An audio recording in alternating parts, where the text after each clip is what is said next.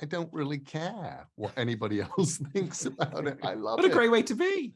Ireland. It's great to talk to you both. How are you doing? And we'll start with you, Alan. Maybe. I suppose you're about to launch your baby. You could call it, some putting this out into the world. Are you nervous when it comes to something like this, to a launch date, or is it just pure excitement? Do you know? Because a lot of work has gone into this from both of you.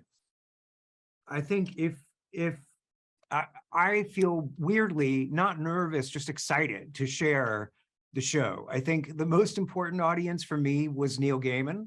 And as long as Neil Gaiman loves it, I'm fine, you know? Okay, like, yeah. Whatever anybody else thinks, Neil Gaiman loves it. So for me, I have everything I need at the moment. I hope everybody else is going to love it too.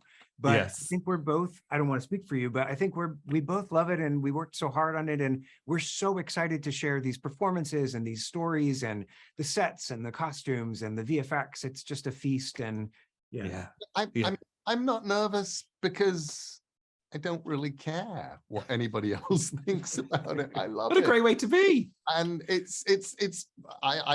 met Ted Sarandos from Netflix for the first time a few weeks ago and said roughly the same thing to him. And he gave me a look and he said, "We hope that everybody's going to like it, Neil." I'm like, well, yeah, but really it is this thing that we've made, I think, the best thing we could possibly make. I mean, ridiculously proud of it. I hope that people like it. I hope they get it. I hope they enjoy it.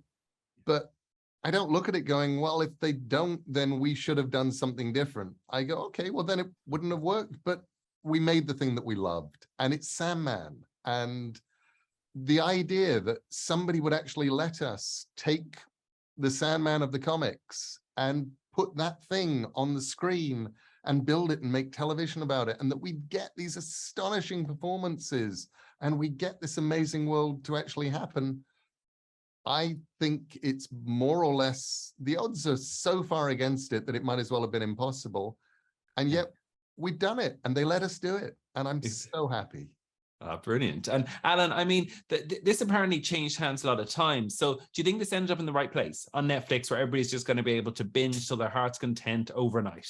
Do you think that's the best way to do it? I do. I think, you know, what the one thing streaming has given us is a sort of new kind of TV. It's a hybrid sort of a thing where a novel, you know, television isn't what it used to be. It's not Dream and Rose solving crimes in a, you know, on one set on the CW.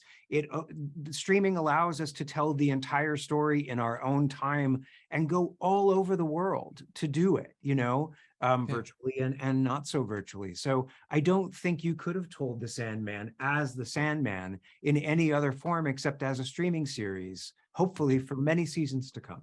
Exactly. And you're going to get so many people interested in this because obviously the graphic novel is so huge. I mean, New York Times bestseller list. So why do you think it resonated with so many people across the world all that time ago and still does? Do you know what I mean? What is it about it that we kind of can't get enough of, that we now need we need to be on a TV series, do you know? That is a question I genuinely couldn't answer. I wrote the story that I needed, started writing it 34 years ago. And it's a story about dreams. It's a story about human beings trying to connect with each other. Takes you into horror, but it's not really horror, even though it sometimes gets pretty dark. Sometimes it's fantasy, sometimes it's historical, but it's always about hope. It's always about the idea that you can carry on, even sometimes when you can't. And that story resonated, and it resonated when I first did it in comics. It resonated when Audible released their audio adaptation, started releasing them a few years ago, and they became the biggest selling things that Audible had ever made. And now we're allowed to do it on Netflix. And I'm just incredibly, I feel lucky, I feel honored, I feel blessed, and I feel incredibly proud. Well, you should. Congratulations on it. Thanks so much for talking to me. Thank you. Thank you so much. Great. Take care, guys.